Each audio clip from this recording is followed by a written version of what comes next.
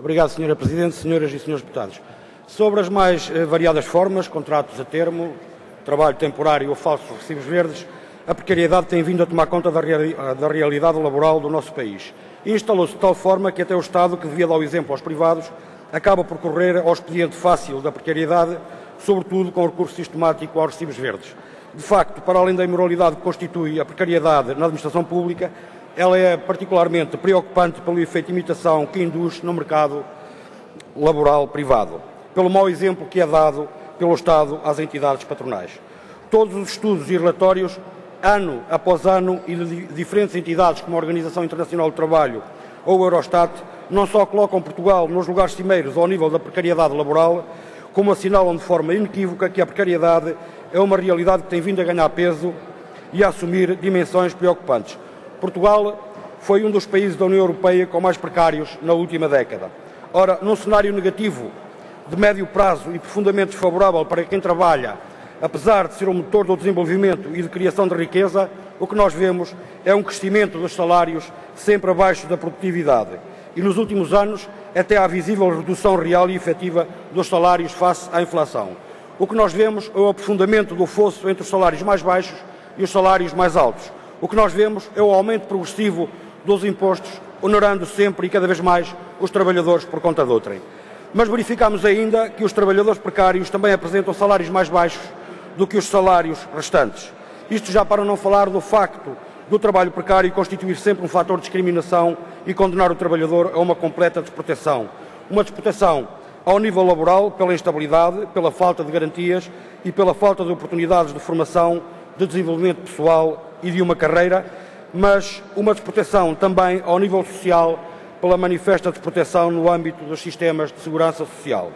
Dito de outra forma, a precariedade que afeta principalmente as mulheres e os jovens é socialmente injusta e degradante, afetando o próprio país na sua produtividade e desenvolvimento e deve, portanto, ser combatida com todas as forças e em todas as faixas do mercado laboral.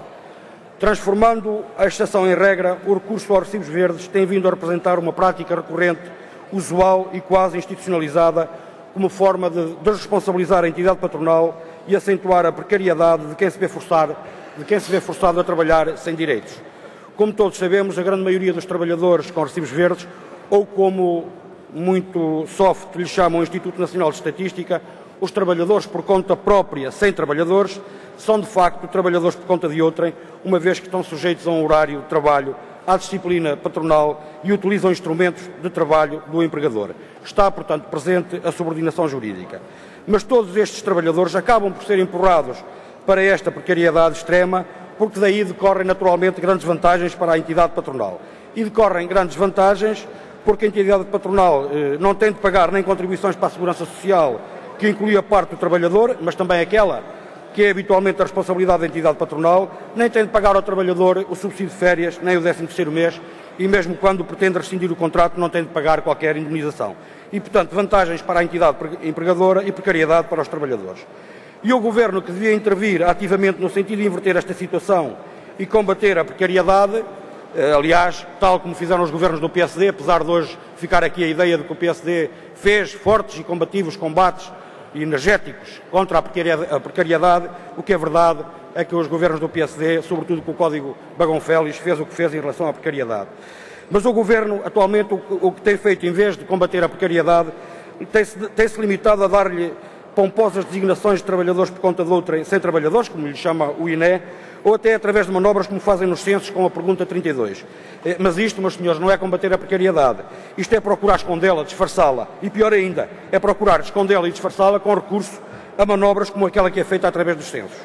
Os falsos recibos verdes, porque falsos, são uma mentira. São recibos verdes apenas do ponto de vista formal, porque materialmente são verdadeiros contratos de trabalho. E, a nosso ver, esta Assembleia não pode ficar indiferente ao que está a passar. É, portanto, sua obrigação dar pelo menos um sinal de desagrado, recomendando, que é o que é possível fazer ao Governo, que proceda a um verdadeiro combate no sentido de acabar com a falsidade e a mentira contratual nessas relações laborais.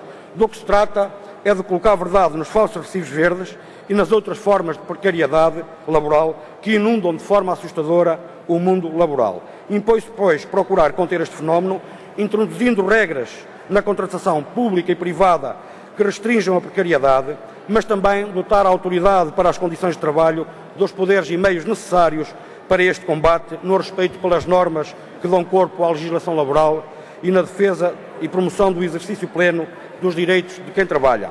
Impõe-se, pois, combater os falsos recibos verdes, dissuadindo as práticas de contratação ilegal e obrigar à regularização da situação dos falsos trabalhadores independentes, convertendo os falsos recibos verdes em contratos de trabalho efetivo, que de facto são. Penalizar ainda a desobediência às indicações da autoridade para as condições de trabalho e defender o emprego e o trabalho com direitos. E, portanto, sendo este o sentido para que aponta o projeto de resolução do Bloco de Esquerda, que os Verdes, aliás, acompanham de perto, os Verdes vão naturalmente votar a favor da iniciativa que estamos a discutir. Muito obrigado.